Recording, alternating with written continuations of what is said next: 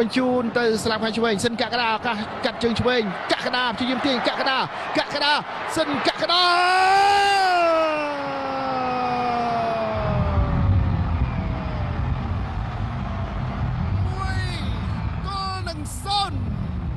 ការសម្រុកដ៏ច្រើនរបស់ព្រះខ័នរាជស្វាយរៀងមិនបានផលប៉ុន្តែការសម្រុកមួយលើកជាពីរលើករបស់វិសាខា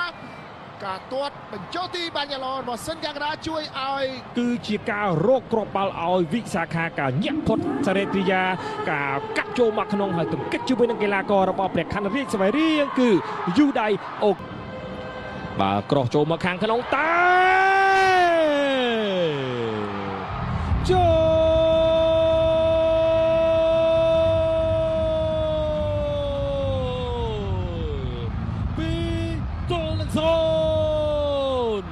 វិសាខាបន្ថែមការនាំមុខមួយគ្រាប់ទៀតនៅនាទីទី25តាមរយៈការតែតបញ្ចូលទីរបស់កីឡាករ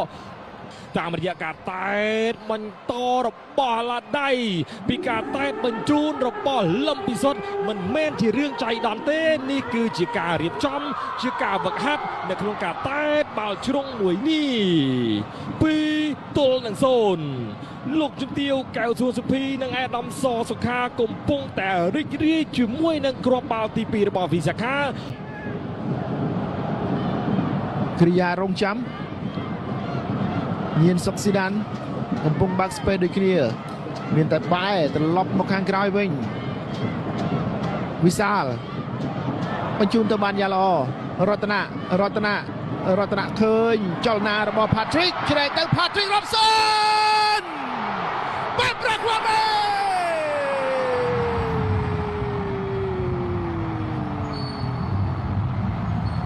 What a goal អូហូយ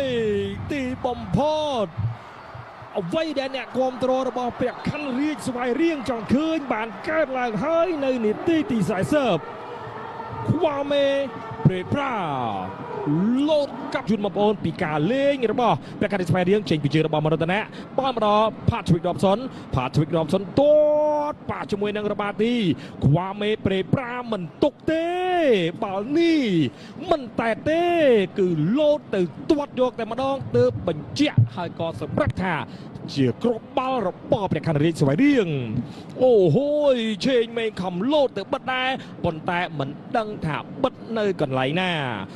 បាទអត់ទេឥឡូវបាទមកអញ្ចឹងឯងបាទវិសាខាចាំទៅបាល់អញ្ចឹងទេឲ្យពឹងលើបាទកីឡាករលឿនបាទមកប៉ះទាញល្អណាទៅអើយជំហរនេះយ៉ាងណាដែរលេដូរ៉ាមិនអបសាយទេ3-1បាទការវិញបកនេះពិតជាប្រសិទ្ធភាពមែនបាទការទប់ទម្លាក់បាល់លោបលោកពីជួររបស់វិសាខាតែចិត្តតែម្ដងហើយក៏បញ្ជូនបាល់ឡាញមួយបាទសម្លាប់តែម្ដងមួយប៉ះនេះពីសិនកកដាចំណែកឯការទាត់បញ្ចូលទីរបស់ណូរ៉ាក៏ប្រកបដោយប្រសិទ្ធភាពទៀតខ្ទប់មិនទាន់ទេព្រះខ័នរាជស្វាយរៀងត្រូវការគ្រាប់បាល់ក្នុងរយៈពេល10នាទីនេះមុននឹងឈានចូលមកដល់នាទីទី80ដើម្បីអាចមានលទ្ធភាពតាមគ្រាប់ទី3ប៉ុន្តែបើសិនជាចូលដល់នាទីទី80ឬក៏85គ្រាប់បាល់កើតឡើងគឺអាចនឹងលំបាកដោយសារតែពេលវេលាកាន់តែខូចខ្វាមេប្រេប្រាចូល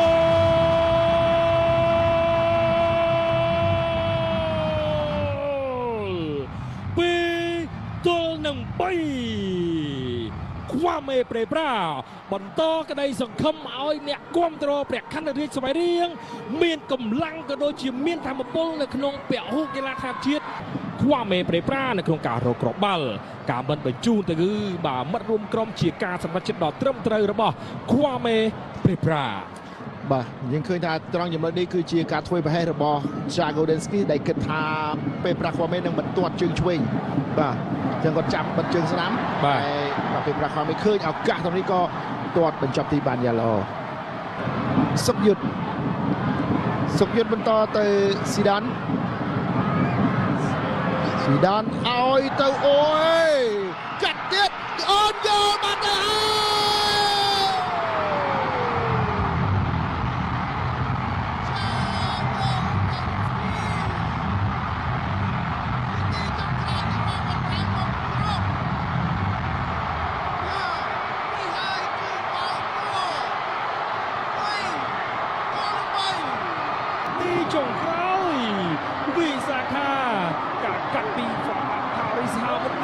តាក់ជើងជាមួយនឹងចា Golden Ski ដែលខំព្យាយាមនៅក្នុងការរៀបរៀងគ្រាប់បាល់របស់ព្រះខ័នរាជស្វាយរៀងហើយក៏ធ្លាប់ធ្វើឲ្យចូលទីខ្លួនឯងអ្នកគ្រប់គ្រងព្រះខ័នរាជស្វាយរៀងថ្នាក់ដឹកនាំរបស់ព្រះខ័នរាជស្វាយរៀងយូដៃបង្កោមក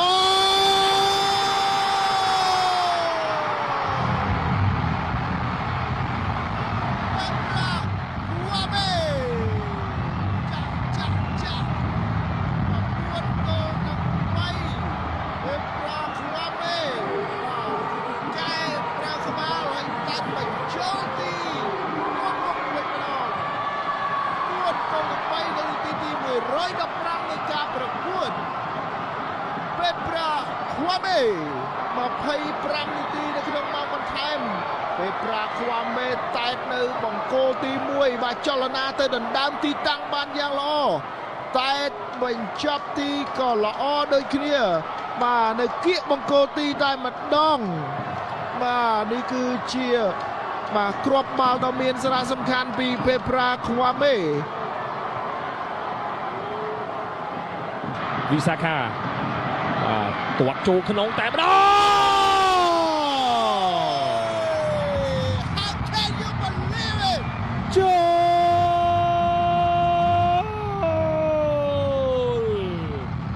ល4-4អូយឆេងម៉េង free header អូយល្អណាស់គ្មានអ្នកណាបិទឆេងម៉េងគ្មានអ្នកណាគេទប់ស្កាត់ឆេងម៉េងការតែទីផុតដៃវិរៈតារាមកចលនាការដណ្ដើមទីតាំងមិនខុសពីចលនានឹងការដណ្ដើមទីតាំងដើម្បីម្ចាស់បាល់ទាំង3គ្រាប់របស់ព្រះខ័នរាជស្វាយរៀងគឺជាអ្នកសុទ្ធមងទេខ្វាមេប្រេប្រាចូលព្រះខ័នរាជស្វាយរៀង1វិសាខា0សិនកកដា1-1កៅសុកសេឡា Patrick ថយឆ្ងាយក្រៅប្រអប់តែម្ដង Patrick Robson បាទកញ្ចែបានបន្លឺឡើង Scott Aladai ល្អមែនទែន Takashi Odawara 1-1ជ្រុំជើងសេះ Takashi Odawara ល្អមែនទែនមានកីឡាករបរទេសចំនួន2រូបហើយនេះគឺជាកីឡាករបរទេសទី2ប្រធានក្រុម Vitaly Jagodinskis Jago go far away from goal យូដៃអូហ្គាវ៉ាឬក៏សុកសេឡាយូដៃអូហ្គាវ៉ាឬក៏មិនចូល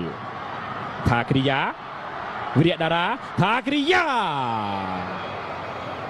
3-4តាមហើយក៏ក្រឡេកទៅមើលទីបន្តិចការទាត់គ្រាប់ទី5របស់ព្រះខ័នរាជស្វាយរៀងចូលឬមិនចូល Faris Hamuti ចូល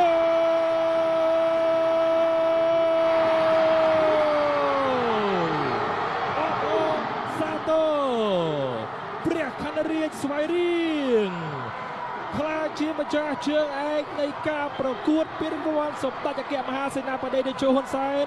លើកទី19ឆ្នាំ2025-2026ការប្រកួតវគ្គផ្ដាច់ព្រ័ត្រដ៏ជក់ចិត្តរវាងព្រះខ័នរាជស្វាយរៀងទល់ជាមួយនឹងវិសាខា